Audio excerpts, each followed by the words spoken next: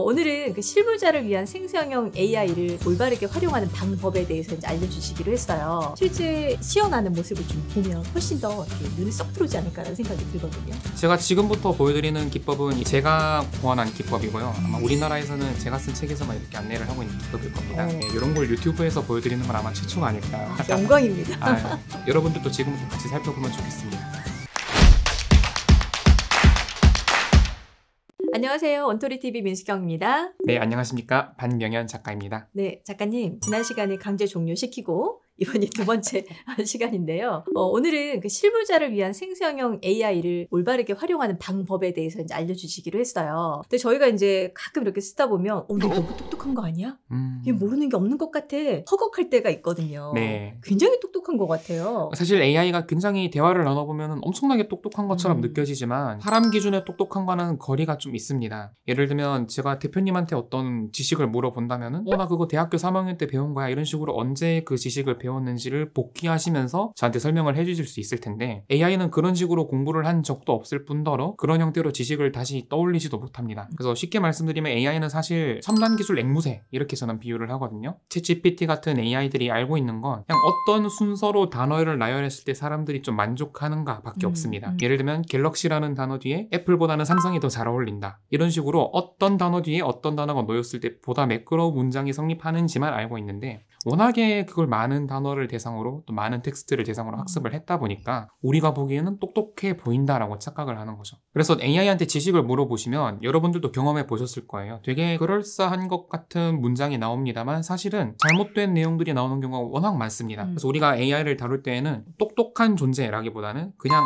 말솜씨가 좀 좋은 허풍쟁이 정도로 생각을 하고 접근을 하셔야 실수를 안 하실 수 있어요. 오픈 AI 측에서 몇천억 원을 들여서 그런 AI를 만들었잖아요. 만약에 우리 인공지능 말 되게 잘하고요. 얘랑 대화 나누면 시간 되게 잘 갑니다. 이런 식으로 마케팅을 했으면은 지금처럼 조 단위의 투자를 받지 못했을 겁니다. 이게 아주 정보 취득의 게임 체인저가 될 수 있고 앞으로 검색 엔진 없어지고 이런 식으로 좀 너무너무 유용한 척을 하면서 마케팅을 했고요. 그거를 기자분들께서 검증 없이 많이 퍼나르셨고 열어보니까 그렇게 행동하는 것처럼 보여서 우리가 다 같이 속아 넘어간 겁니다. 그래서 우리가 가진 AI에 대한 기대가 이만큼 높이 있는데 현실적인 성능은 이쯤에 있기 때문에 우리가 지식이나 정보를 물어보는 용도로 쓰지 않는다라는 점만 숙지하셔도 일단은 절반은 먹고 들어가는 것 같고요. 다만 단어의 나열 순서를 우리가 요식한 말로 문법이라고 하거든요. 이걸 조금 긴 스케일에서 문장을 나열하는 순서로 확장해서 생각하자면 이걸 우린 논리라고 정의할 수 있습니다. 따라서 이 AI는 어떤 문법적인 정보라거나 논리력은 굉장히 뛰어난 존재다 라고 이해를 하시고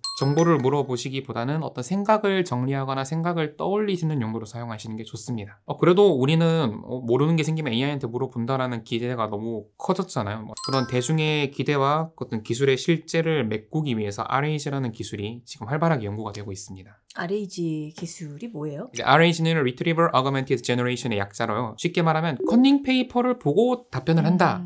라는 걸로 요약하시면 되겠습니다. 제가 대표님한테 그냥 법률 질문을 할 때보다는 최신 판례집 같은 거 드리고 질문을 드리면 훨씬 더 그럴싸한 전문가 같은 대답을 저한테 해주실 거예요. 마찬가지로 AI한테도 아주 잘 정교하게 작성된 커닝 페이퍼를 보여주고 자 방금 사용자가 자동차에 대해서 물어봤어. 여기 자동차랑 관련되어 있는 커닝 페이퍼가 있단다. 이걸 읽어보고 잘 요약해서 답변을 제공해보렴 하는 식으로 AI한테 그때그때 질문이 들어올 때마다 참고할 수 있는 커닝 페이퍼를 주는 기술이 RAG입니다. 커닝 페이퍼 우리는 종이 정도로 생각하면 좋을 텐데 이 사이버 공간에 있는 AI에게는 그 커닝 페이퍼 부피 제약이 사실상 없어요. 그래서 인터넷에 연결시켜두면 인터넷 전체를 커닝 페이퍼로 활용하면서까지도 정보를 취득할 수 있습니다. 그래서 최근에 RAG 기술이 잘 적용된 AI를 써보시면은 검색 결과를 구글에서 가져왔어요 라고 출처를 적어주거나 아니면 이건 어느 논문에서 가져온 겁니다. 어느 블로그에서 가져왔어요 라고 꼼꼼하게 정보에 대한 교차 검증이 가능한 주소를 같이 제공해주는 경우도 많이 있습니다. 그래서 이런 RAG 적용이 되어 있는 AI를 쓰시는 것만으로도 잘못된 정보를 취득할 수 있는 확률이 많이 떨어지게 되고요.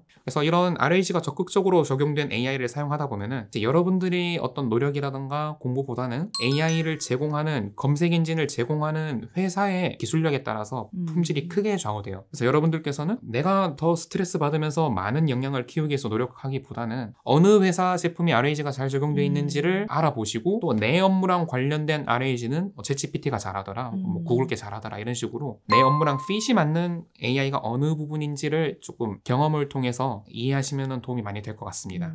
방금 말씀하시는 걸 보면 어쨌든 우리한테 좀 더 맞는 효율을 낼 수 있는 RAG가 적용된 AI 제품을 좀 찾아서 사용하라라는 말씀이신 것 같은데. 네, 뭐 원칙적으로는 그렇긴 한데요. 근데 항상 그렇진 또 않습니다. 왜냐면은 좋은 제품은 비싸요. 싼 게 비지떡이라고. 여전히 성능 한계도 있는데다가 내가 회사에서 조금 퇴근이 빨라질 수 있는 그런 좋은 AI가 있다 치더라도 회사에서 그 AI를 사주지 않으면 쓸 수 없지 않습니까? 그쵸. 그런 문제가 있어서 일단 오픈되어 있는 챗 GPT를 내 업무에 잘 쓰는 방법을 고민을 해보시는 게 첫 단추로 적용하기 좋은 것 같고요. 그 다음에는 이 챗 GPT 안에서 좋은 답변을 만들어낼 수 있는 다양한 기법들을 일단 실습을 해보고 이해를 해보시는 과정도 여전히 중요한 과제가 될 것 같습니다. 네네. 사실 이제 저도 이제 회사를 운영하는 대표다 보니 어떤 워딩에 꽂혔냐면 대리 한 명 정도 일을 한다. AI만 잘 활용하면. 근데 이제 역으로 생각하면 그 대리는 되게 불안할 것 같거든요. 우리가 이제 직장인들이 어떻게 업무 역량을 좀 키워야 될지 고민 되게 많을 것 같아요. 일단 뭐 부사수가 생겼다라고 생각하고 일을 A to Z 알려준다라고 생각하는 게 제일 좋습니다. 열심히 할 준비는 되어 있고 꼼꼼한데 어떤 스스로 판단하거나 유도리가 없는 그런 부하 직원이 생겼다라고 생각하고, 예를 들면 단순히 어떤 보고서 써줘라고 하는 것보다는 자, 지금부터 어떤 보고서를 쓸 건데 내용은 이런 것들이 들어가야 되고 목적은 우리 상사한테 앞으로 해야 될 일에 대한 기획안을 보여주고 설득하는 거야 같은 식으로 최대한 상세한 정보를 제공하면서 질문하는 것만으로도 AI 답변이 성능이 올라갈 수 있습니다.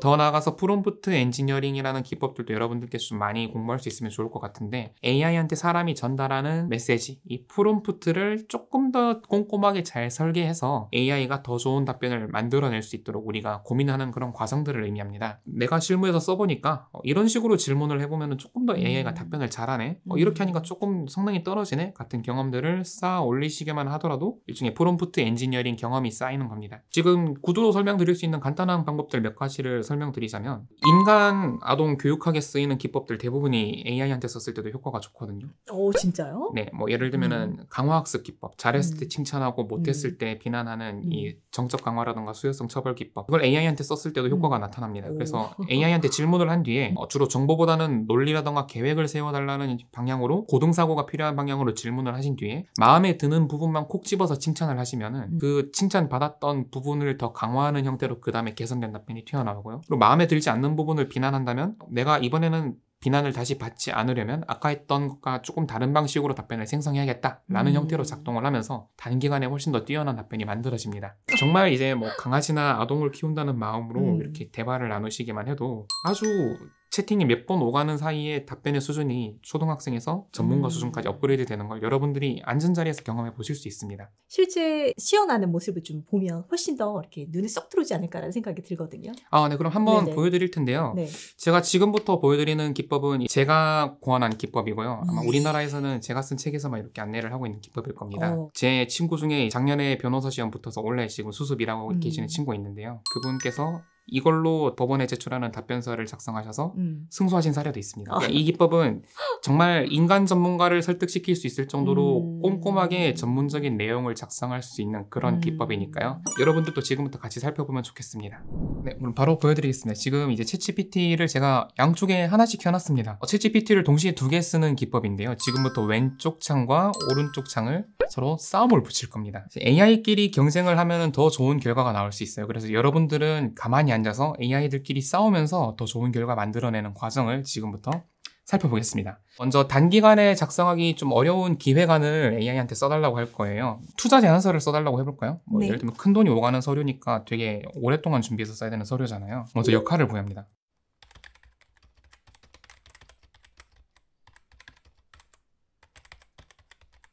자, AI한테 일단 역할 하나를 부여했고요. 투자 유치를 받아야 되는 CEO다. 해야 되는 임무를 줬습니다. 이제 디테일을 줄 겁니다. 제가 막 지어냈는데 어떤 사업을 하는지, 그러니까 어떤 내용을 담은 보고서가 돼야 되는지로 작성을 해줬고요. 마지막으로 이 보고서를 읽고 판단하실 분들이 누구인지도 설명드리겠습니다.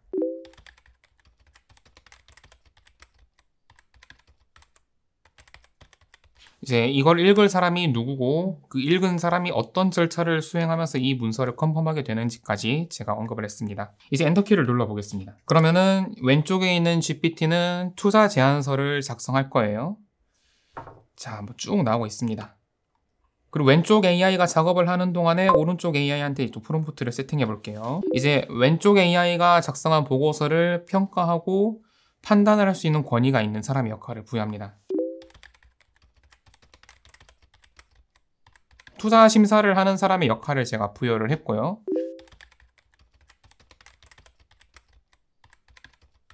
상황을 부여했습니다. 이메일로 처음 보는 회사에 투자 제안서가 들어온 상황, 그리고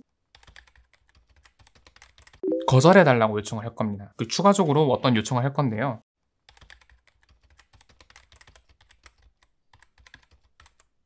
이 자료를 거절하기 위한 논리적인 비판을 제공해달라고 요청을 했습니다. 자, 지금부터 제가 뭘 할지 벌써 눈치채신 분들도 계실 것 같은데요. 이 사이에 왼쪽에 AI가 투자 제안서를 다 썼어요. 이거를 복사합니다. 쭉 드래그해서 복사합니다. 지금 오른쪽 AI가 보여주기 전에 뭔가 쓰고 있는데 중단시켜 놓고요. 여기 왼쪽에 보시면 회사 이름이 커피대시죠?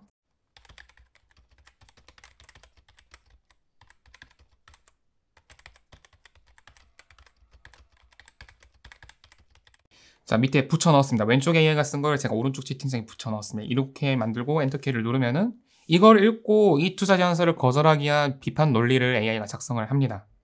벌써 뭐 시장 진입 장벽이 부족하다라거나 수익 모델에 한계가 있다라는 비판이 있죠. 오른쪽 AI가 비판을 쓰는 동안에 이제 왼쪽 AI한테도 프롬프트를 입력하겠습니다.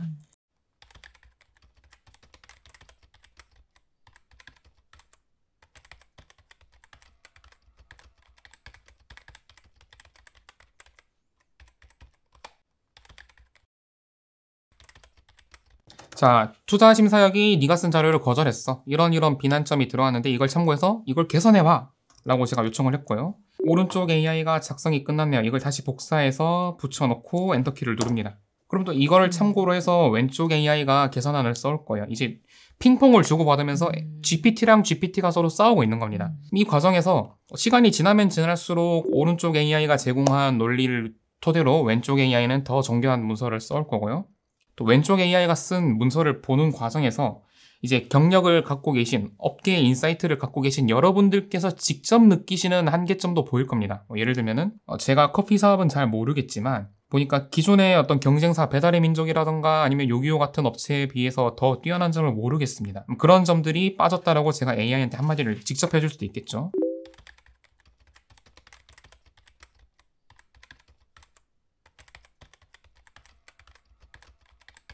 그럼 이제 동시에 왼쪽 AI는 인사이트를 가진 여러분과 자기만큼 똑똑한 GPT의 공격을 동시에 받으면서 방어 논리를 빠르게 쌓아 올리게 됩니다. 지금 제가 입력한 내용도 한번 집어넣어 봤고요. 이게 시간이 지나면 지날수록 어떤 현상이 발생하냐면 점점 더 오른쪽 AI가 논리적인 비판을 하기가 어려워합니다.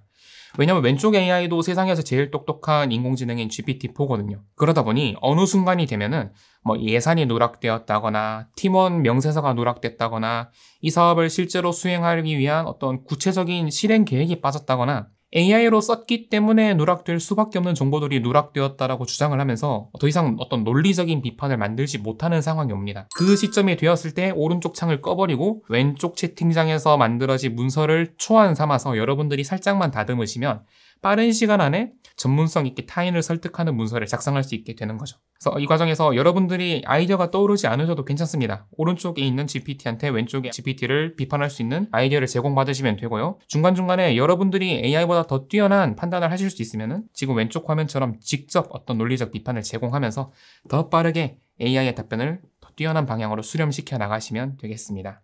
이게 제가 여러분들께 가장 연습을 해보시면 좋겠다라고 권장드리는 방법이에요. 저한테는 진짜 신세계 같은 그런 경험이네요. 네, 이런 걸 유튜브에서 보여드리는 건 아마 최초가 아닐까. 영광입니다. 네. 그 과정에서 또 사람이 개입을 해서 또 다른 정보를 주고 독려를 하고 가이드를 하고 뭐 이러면서 점점 결과물의 완성도 신뢰도가 높아지는 게 아닐까라는 생각이 드는데 맞나요? 네, 아주 정확하게 보셨고요. 그래서 결과적으로는 이 업무를 장기간 수행해 오신 여러분들이 평가하기에도 만족스러울 수준으로 또 문서의 초안을 끌어올릴 수 있습니다.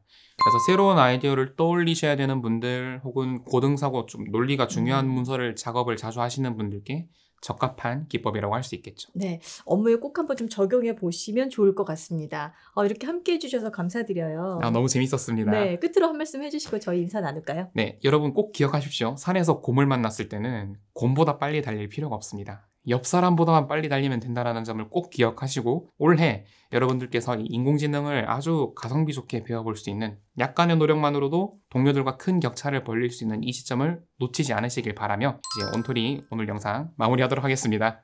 아유, 강좌 하나 열고 싶네요. 함께 해주셔서 감사합니다. 네, 감사합니다. 네.